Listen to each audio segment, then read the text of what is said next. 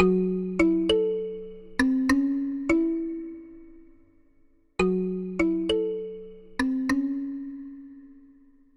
on est ici aujourd'hui sur le marais de Berland, donc un site qui appartient au conservatoire. En arrêté de protection de biotope et classé en espace naturel sensible associatif au niveau du département de l'Isère. Dans le cadre donc, du réseau conservation de la flore alpe 1, piloté par le Conservatoire botanique national alpin, on a mis en place donc, un suivi territoire sur l'ensemble du territoire d'agrément du CBNA pour le suivi du Liparis et permettre en fait d'évaluer l'évolution des populations de cette orchidée qui est quand même très rare et en voie de disparition. Et donc du coup on a choisi ici en Isère le marais de Berland pour tester ce protocole parce que ça fait partie donc des stations iséroises qui sont propriétés donc du Conservatoire d'espaces naturels. Donc c'était plus facile en étant propriétaire de maintenir un suivi sur le long terme. Donc ça fait depuis 2010 qu'on fait ce suivi-là annuellement, qui permet de suivre l'évolution donc localement sur la population du marais de Berland. Mais aussi donc, ces données-là permettent d'être remontées au niveau du territoire alpin pour analyser l'ensemble des populations du territoire et voir l'évolution globale sur le territoire de cette espèce d'orchidée.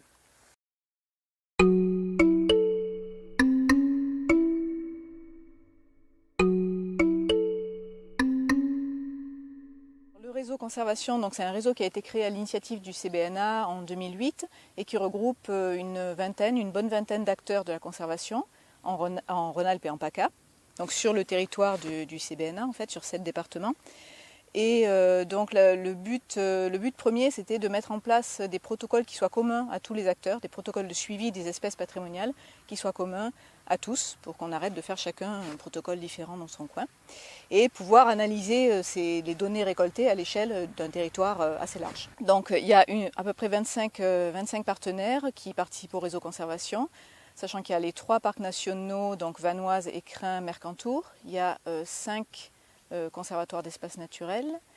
Il y a l'association Gentiana qui est là aujourd'hui, le CBNA bien sûr, un laboratoire de recherche, des réserves naturelles, des PNR, tout ça donc sur les 7 départements qui couvrent le territoire du CBNA.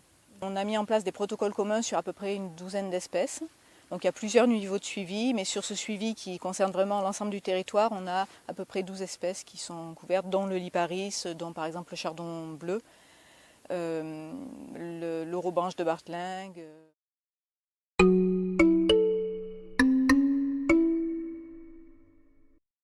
Il y a 3 niveaux de suivi, il y a différents niveaux de suivi qu'on a déterminés au sein du réseau.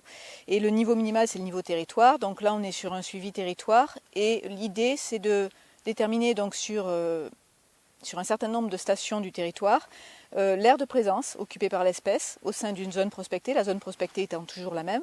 Donc on détermine la surface occupée par l'aire de présence et au sein de l'aire de présence, il faut qu'on calcule une fréquence d'occurrence. Et la fréquence d'occurrence est calculée à l'aide de plusieurs transects. Là, en l'occurrence, on a 2 transects qui se croisent, qui sont placés dans la plus grande longueur, la plus grande largeur de l'aire de présence. Et le long de ces transects, on note dans des petites placettes, donc, qui font un demi-mètre carré, la présence ou l'absence du Liparis. Ce qui fait qu'en ayant, par exemple, 200 placettes, on a 15 placettes où on a de la présence de Liparis, ça nous fait 7,5% de fréquence d'occurrence. Donc ça, c'est la variable qu'on prend sur toutes les stations de Liparis qui sont suivies sur le territoire. Donc là, on fait analyser les données qu'on a collectées sur les sites depuis pas mal d'années, depuis 7 ans, par le Centre d'écologie fonctionnelle et évolutive, donc par Aurélien Bénard notamment, qui se charge donc de vérifier la variabilité des données qu'on a collectées pour pouvoir recadrer le protocole par la suite si besoin.